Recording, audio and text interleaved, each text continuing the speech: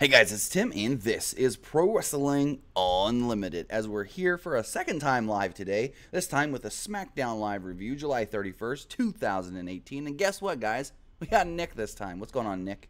What is going on, folks? Welcome to the live show here for Smackdown Live. I'm sorry for being out yesterday. I had some personal stuff going on. Earlier today, actually. Yeah, earlier today. I had some personal stuff going on today, some exciting things. Oh, it's all good. I sprung it on you last minute anyways. Yeah, you had texted me, and I was like, fuck, I just got to the shop to get It's all good. So I got another tattoo today. If you guys do want to see the tattoo, you can check out the Discord, or you can check out my Twitter. Right now, it's just a fucking pool of blood. I miss you, true asteroid nukes. So I texted someone, I go, why is it a pool of blood? And they go, well, the blood has nowhere to go. Like, it can't flow, so it's just going to sit there right now. Gotcha. So that made me a little more calm. Welcome to the SmackDown Live recap, review, analysis, breakdown. Thoughts, reactions, prayers, emotions, thought-provoking, deep, philosophical, I hate myself questions. For July 31st, 2018, we've got Israel Russell. There's a name I can't pronounce. Kristen McNutt, Jeff Guevara, Zach 1820, Molly something, TJ Fritz, and Hero X. Let's talk about Sure. I think. Let's talk about SmackDown Live, baby. All right, so SmackDown Live kicked off tonight with Renee Young in the ring and starting off the show, and she introduces Becky Lynch. Becky Lynch is the #1 contender for the SmackDown Live Women's Championship at SummerSlam, and she asked her about her upcoming match with Carmella, and she said, you know, I haven't been the champion since 2016. She says she was born to be a champion. She fought to be a champion. She said it was an honor to walk into here as the first, it will be an honor to walk into the first ever all-women's pay-per-view, and she wants to do that as the SmackDown Live Women's Champion.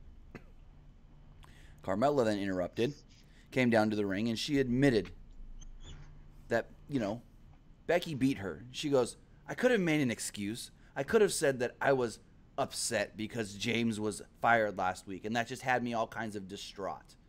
And she says, but I'm not going to make no excuses. You beat me. And then she went on to get emotional, talking about how when she was in NXT, people told her that she was nothing more than a manager and she would never make it as a wrestler. And then when she came to the main roster, Becky was the first woman drafted, and she was the last, but not just the last woman drafted. Carmella was the last superstar overall drafted in the initial draft. Yeah, and I mean, you got to admit, for someone that was drafted last to becoming champion, I mean, it's interesting. Yeah, and she goes on to say how, she goes, I read the social medias, I read all the comments, when people say I suck, even legends in this industry say that I should go away. And I'm like, who said that? I don't think anyone did. Anyways, so she starts to almost cry. Carmella gets really emotional. Fans start, I don't remember exactly what they chant. I think they said something like, you don't deserve it, or something like that. And then Carmella wished Becky Lynch good luck in their match and extended a hand. As she went to extend the handshake, all of a sudden, James Ellsworth music hits.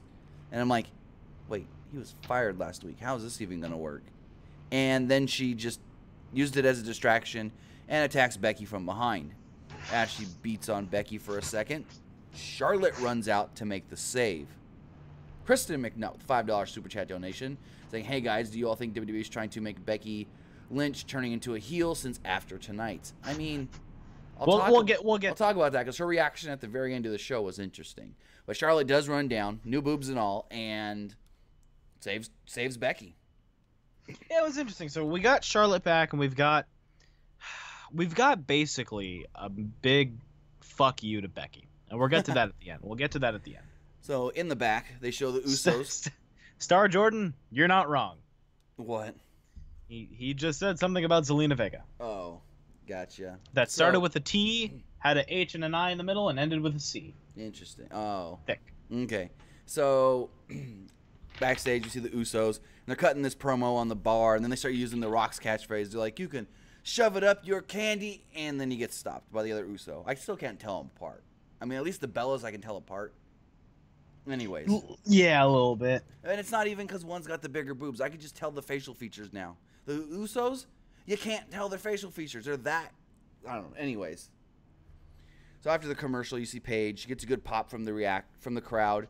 And Carmella comes in and is like, you wanted to see me? And Paige is kind of mad. She was like, why would you do that? Why would you go out there and try to get sympathy on being a woman and this and that and blah, blah, blah. And she's like, that's not what a champion does. You want to be a champion? I'll show you what it means to be a champion. And Carmella's just like, you're just mad because you could never have this again. She was like, you know what? Tonight, you're going to face Charlotte Flair. And I'm going to put a real stipulation on this. If Charlotte wins, it's a triple threat at SummerSlam. And Carmella kind of does her little tantrum-looking deal and walks off. So what I don't like about this match becoming a triple threat is it really took away from the opportunity that Becky had to cement herself back as a person not to be messed with. She was very, very dominant throughout her time in NXT, and she was very, very dominant with, you know, the time that she spent on the main. It wasn't dominant, but she was very good. She was Becky's or Sasha's lackey for a while. Yes, but she still had the wrestling ability that was very sharp that you don't see with a lot of wrestlers. She had like a natural ability. She had very good charisma. Yeah. She's great on the mic. She's very funny, but I guess the one thing that kind of sucks is just that I guess they really just want Rousey and Charlotte going into Survivor Series? I guess. Maybe. And we also don't know what they're going to do at Evolution. We know all the titles will be on the line, but other than that. Yeah, I don't know. I would prefer Becky getting the win at SummerSlam, but I don't think it'll happen. It just sucks. It feels a little unfair. Yeah. It feels really unfair. There's one reason that I really don't like Carmella. Is Carmella can't take any form of criticism. Anyone on Twitter that's like, yeah, I don't think Carmella's very good. She's like, well, you know, don't mind me. Like she pulls that like weird like defensive stuff when someone just gives her a bit of criticism. It makes her come off very snarky and full of herself. And I don't see her as being a champion. True. I'll see Charlotte as a champion. I more so see Becky personally, but that's just me.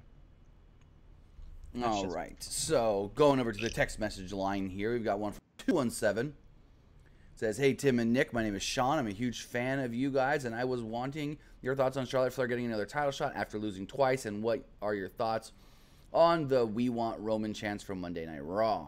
We'll talk about the Roman chants at a different point in time, but kind of like what I just said about the whole thing. It sucks. I don't think it's fair. So going forward, we did have the Bar versus the New Day. Winners advance to take on... No, Bar versus the Usos. My bad. Mm-hmm. Winners advance to take on the New Day next week. And so right as the match is about to get going, the New Day's music hit. New Day come down, and apparently they get their own announce table. There's an orange announce table out there that's got stacks of pancakes and Booty-O boxes on it. And Corey Graves reacted like he didn't even see the announce table. He was like, what are they doing with their own announce table?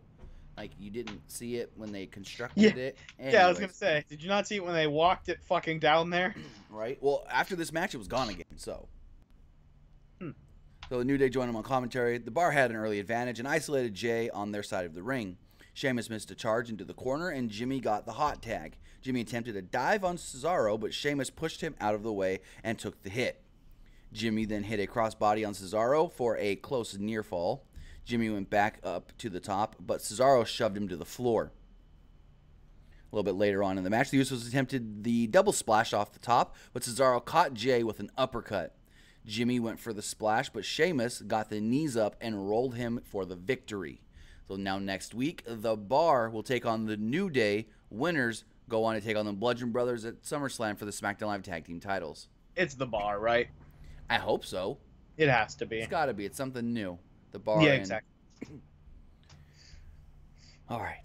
So this next segment, let me get Samoa Joe was passionate. Very passionate.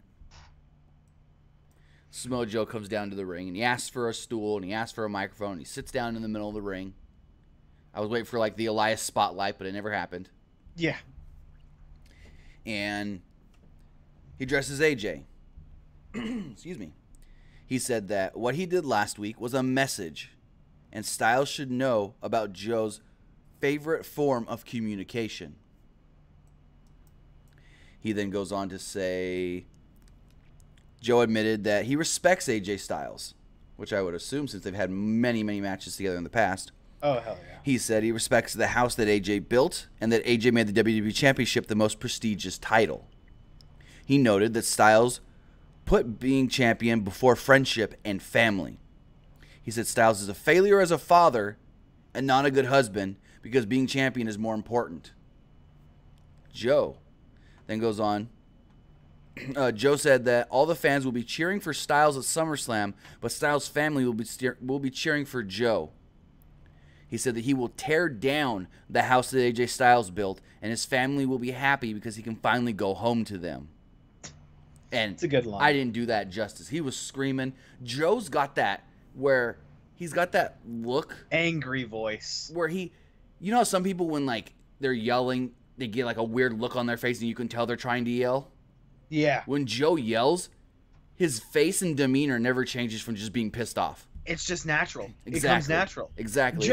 Samoa Joe is literally one of the best talkers that the WWE has. Oh yeah. He's fantastic. The way he comes off, the way he presents himself, the way he cuts these promos are so good and just so full of like it's just full of truth. It's full of it's not a character Joe, it's like Joe living in the moment.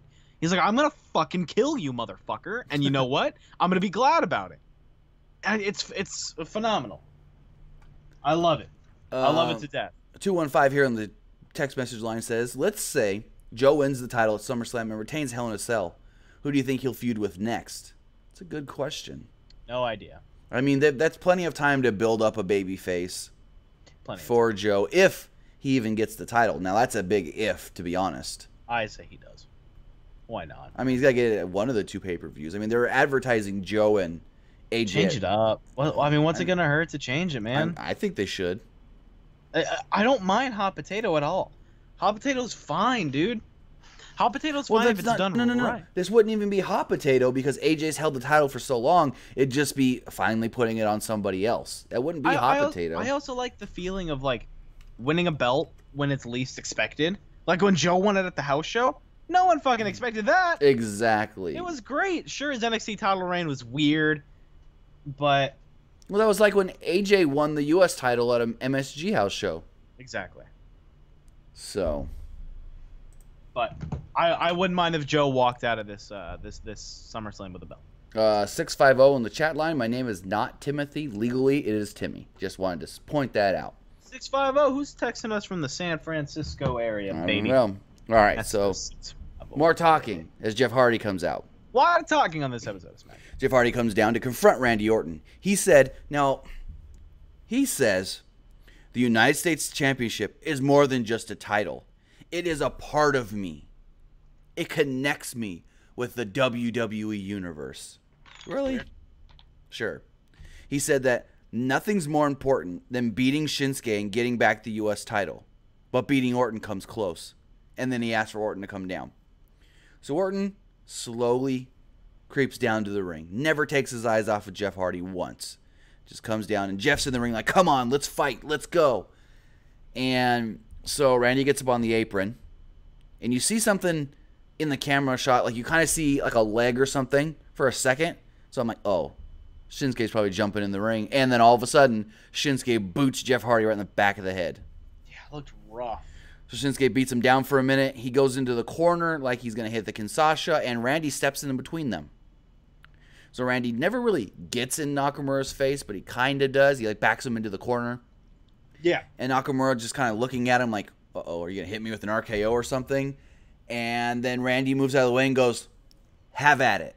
So he hits Jeff Hardy with a Kinshasa. So Nakamura then left before Orton can do anything to him. He teased an RKO on Hardy, but instead started doing the stomp where he hits every limb. The hand, the arm, the head, the other arm, the other hand, the legs, the feet. I was hoping you were going to say the other head. No. He did that at freaking Extreme Rules. Anyways. Yeah, he did. Fuck me. So then, he hit the draping DDT in the ring, and he goes to the floor. He gave Hardy a draping DDT onto the apron, or off the apron to the floor. He then ripped the shirt off of Jeff Hardy and his chain and necklace. And I think it was Byron was like, he's literally taking everything that means something to Hardy and ripping it out of him. Mm-hmm. And so he lays Jeff on the announce table. And he goes and he grabs a towel and a bottle of water. Naturally. And he takes the bottle of water and he starts just pouring it on Jeff's face. He stops for a second and he punches him and he pours more water on his face before grabbing the towel and wiping the face paint off of Jeff Hardy. So I don't get why that's a heel move. Because, I don't know, the way they were talking on commentary... No, because what I got from this is Randy Orton's just being nice and helping Jeff get his face paint off before he goes backstage to go home. That's not a heel move. The funny thing is the way they were talking on commentary, not Corey, but Tom Phillips and Byron, was literally like, by wiping the face paint off of Jeff Hardy, you're taking away his powers. Yeah, like the idea of, you're literally murdering Jeff Hardy. It's like, all right, buddy. Calm it down. So the fans, that wasn't a lot of fans, but some fans started chanting for an RKO. And they did this while he was in the ring as well. And I think that's going to be his new thing. When he beats somebody down, the fans are going to chant RKO, and he kind of just looks at them and doesn't do it. Because his thing last week was, you know, I'm going to do what you guys don't want me to do, and I'm going to beat up all your beloved superstars. Good. So maybe when they start chanting RKO, he's not going to go for the RKO out of nowhere. So then Renee Young interviews Becky Lynch. She was excited at her locker room. She said that she was happy for Charlotte to be back, but isn't happy for the potential of a triple threat at SummerSlam. Mm-hmm. So we then have Zelina Vega with Andrade Cien Almas against Lana. Match was what you would expect. A little better than I thought.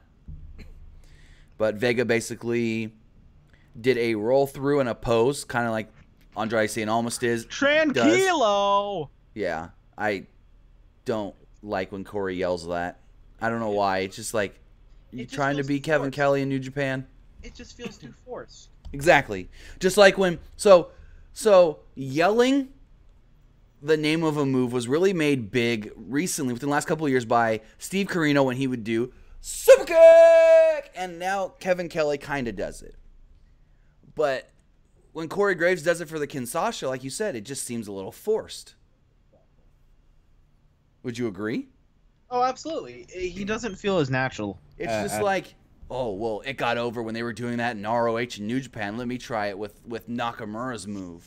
Exactly.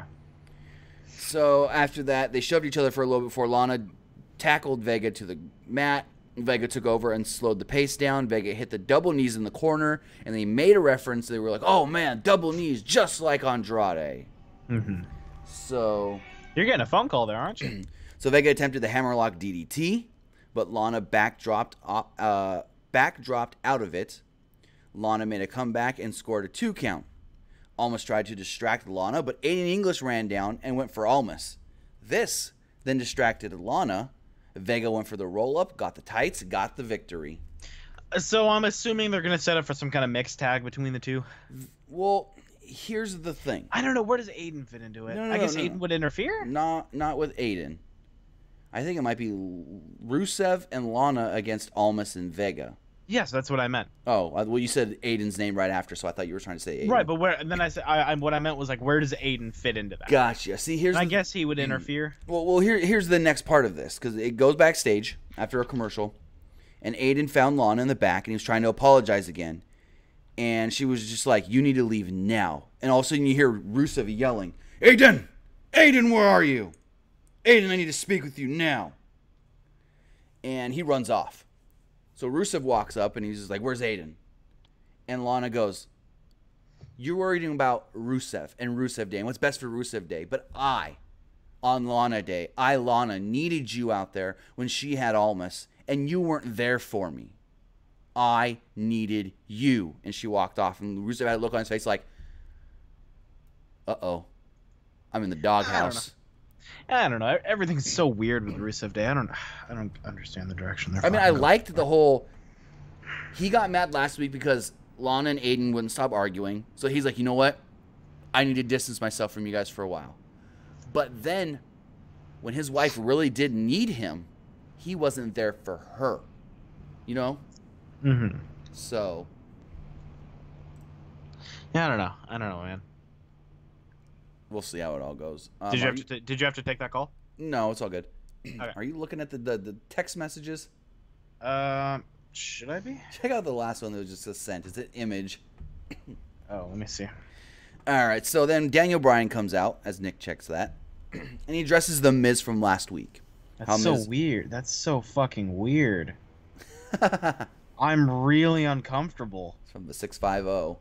Did I post that? Yeah. Oh, I posted that on Twitter. Anyways. Oh, that's in someone's camera roll. What the fuck? That's in someone's camera roll. Someone saved that photo. Oh, ew.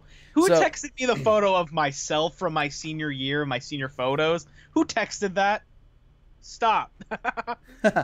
All right. Then Ryan comes out and he talks about The Miz attacking him last week with the fake baby. But before he goes, I just want to say, Stephanie McMahon's announcement about the all-women's pay-per-view Evolution was great. He said, he goes on to say, my wife Brie, I'm so proud of her. She was in that 30-second match when hashtag Give Divas a Chance began. And now, look how far we've come. This is a huge step forward for women in the WWE. And I'm just like, we're still doing this? Yeah. So then he turns his attention to The Miz.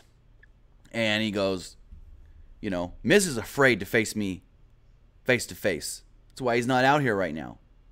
Thank you, Matthew, for the $9.99. Just wanted to give you all a shout out.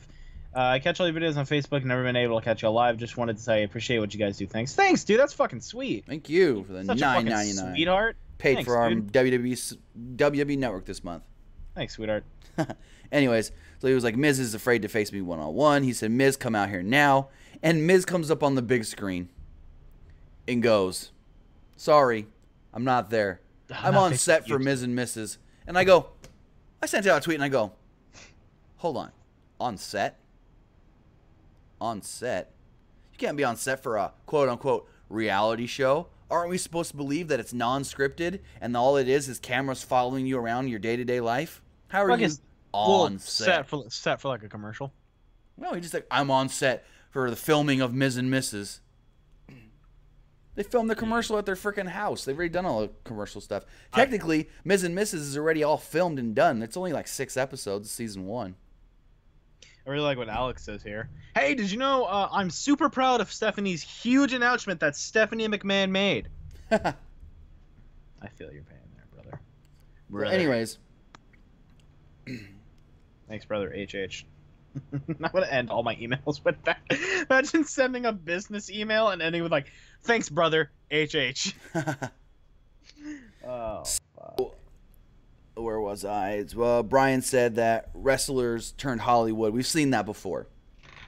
He said the Miz is never going to be like The Rock or John Cena. Hold on. Is this a tip war? Now we got $5 from Chris McNutt, but we see the Miz and Maurice by his side when he takes on Bryan and Brie Bella by his side at SummerSlam. Maybe that's a possibility. I thought about it. Apparently, it's a tip war. So if you want to win the tip war. You got to donate to be part of the tip war. Anyway. It's basically a tie right now between Matthew and Kristen. Yeah, actually, Kristen's winning by a penny. Yeah. Anyways. So, So he was like, you're never going to be like them. He said that the last time you tried to call me out was on Talking Smack. No, Miz said the last time I tried to call you out was on the set of Talking Smack, but you weren't able to do anything about it. Miz told Bryan, like they're bringing that back as well. Heck yeah. Miz then told Bryan to give up and let his contract expire. He said the Yes Movement is over and Team Hell No is over. Miz said that fans look at Bryan and they see one thing. A series of babies crying appeared on the screen. So he basically said Daniel Bryan's a crybaby. Yeah. I love the line of let your contract expire. I wonder who wrote that one. Yeah, that's interesting. Let's see here in the text line before we go to the main event. 641 says Almas and Joe will feud for the title, or Hardy will feud with Joe. Either one is good, but Almas is a heel. You need a babyface to go against Samoa Joe. That's the thing. Yeah. I mean, you know, by all technicalities, you really don't. I mean, what was Black? I mean, What was Aleister Black? babyface. What's Gargano? That's different. It's a triple threat. You've got the heel in there still, though. But Gargano's, you know, he's pretty pissed. I don't know. We'll see. We'll see how it all goes down. Fuck yeah, Kaysen. I would love that to death. Anyways. You see that? Huh? See what Kaysen said in chat? Steve. Brian, I know you're a huge fan of the show. Steve who? Crazy Steve. Anyway, continuing on. Anyways, that confused me there for a second. But Thank you, Guardian. He said thanks for hey, being he's here. out of retirement. He's wrestling in a couple weeks in Vegas. SummerSlam weekend, I think. Yeah. Anyways, backstage before the match, Carmella was interviewed by Renee Young, and she was like, you know, I'm going to go out here. I'm going to beat Charlotte, but I know that she's really rooting for me. She goes, if I can really show the real tea or something like that. She was like, I can tell you, Becky doesn't want Charlotte to win. And this whole Matthew ties it up with the 99 cents, making it even at $10 between him and Kristen. No, he's up by 98 cents. Oh, he's up by 98 cents now. No, he's not. Yes, Kristen did two $5. He did $9.99. Now he just gave another 99. Oh, that's right. Okay. So he's up by 98 cents. Anyways. All right. So Carmella was just basically like this best friends thing. It's all just an act, and really they're only caring about themselves and both wanting to be the champion. Well, of course they both want to be the champion. That's such a weird line. Is they only care about being champion. So she finally comes out. Flair was in control early until she missed a plancha to the floor.